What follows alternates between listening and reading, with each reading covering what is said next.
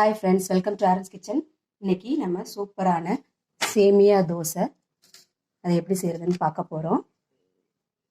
வாங்க எப்படி செய்கிறதுன்னு பார்க்கலாம்.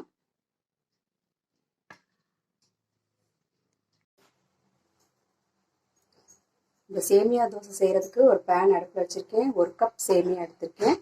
இதை ஃப்ரை பண்ணிக்கலாம். நல்லா மீடியம் ஃப்ளேமில் வச்சுட்டு லேசாக வறுத்து எடுத்துக்கலாம்.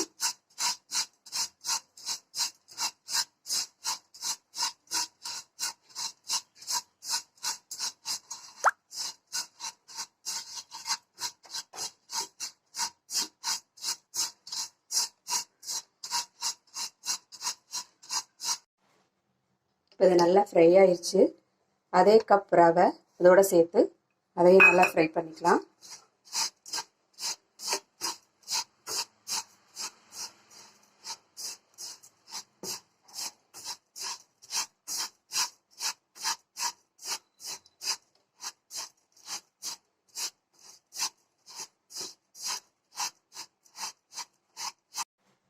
இதையும் இப்போ நல்லா வாசம் வர வரைக்கும் ஃப்ரை பண்ணியாச்சு. இதை அடுப்பு ஆஃப் பண்ணிவிட்டு இதை கொஞ்சம் ஆற வச்சுக்கலாம். இது நல்லா ஆறவும் ஒரு மிக்சி ஜாரில் சேர்த்துருக்கேன். இதை நைஸாக நல்லா பொடி பண்ணிக்கலாம், பவுடர் பண்ணிக்கலாம். அரைச்சதை ஒரு பாத்திரத்துக்கு மாற்றிருக்கேன். இது மாதிரி நல்லா நைஸ் பவுடராக அரைச்சிக்கலாம். அதே கப் அளவுக்கு மோர் ஊற்றி கலந்து வச்சுக்கலாம்.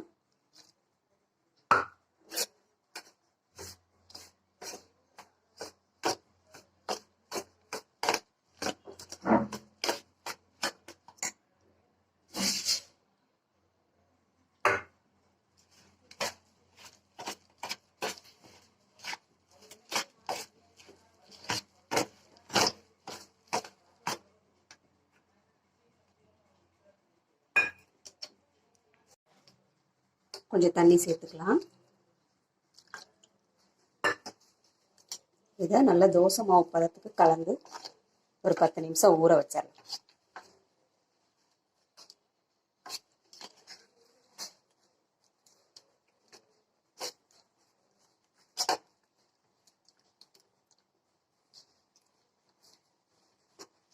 இது நல்லா கட்டி இல்லாமல் கலந்து வச்சிடலாம்.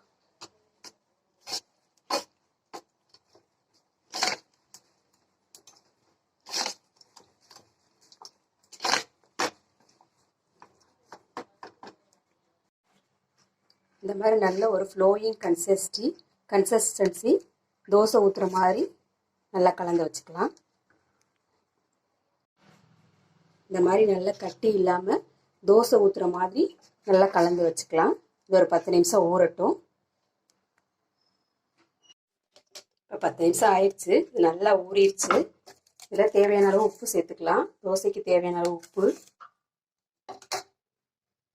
கொஞ்சமாக ஆப்ப சோடா சேர்த்துக்கலாம்.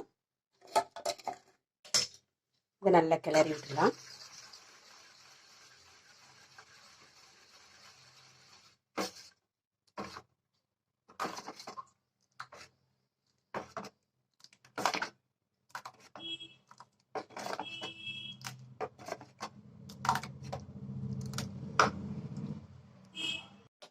இப்போ கல் நல்லா காஞ்சிருச்சு. நம்ம தோசை ஊற்றிக்கலாம்.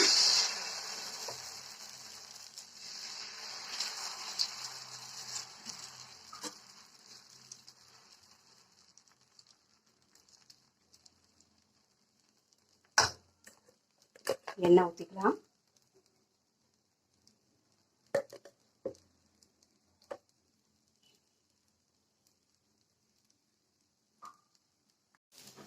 வெந்துருச்சு, திருப்பிக்கலாம்.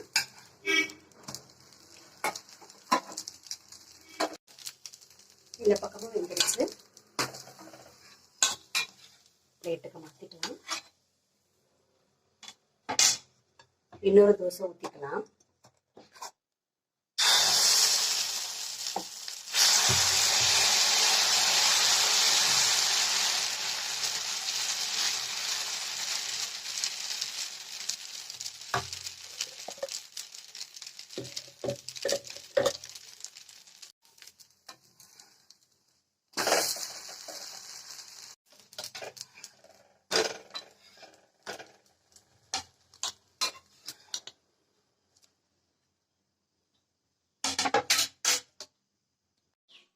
அவ்வளோதாங்க, சூப்பரான சேமியா தோசை ரெடி ஆயிடுச்சு. ரொம்பவே சாஃப்டாக மாவு இல்லாத நேரத்தில் இந்த மாதிரி செஞ்சு பார்க்கலாம். வீடியோ பிடிச்சிச்சுன்னா லைக் பண்ணுங்கள், கமெண்ட் பண்ணுங்கள் அண்ட் சப்ஸ்கிரைப் பண்ணுங்கள். தேங்க்யூ.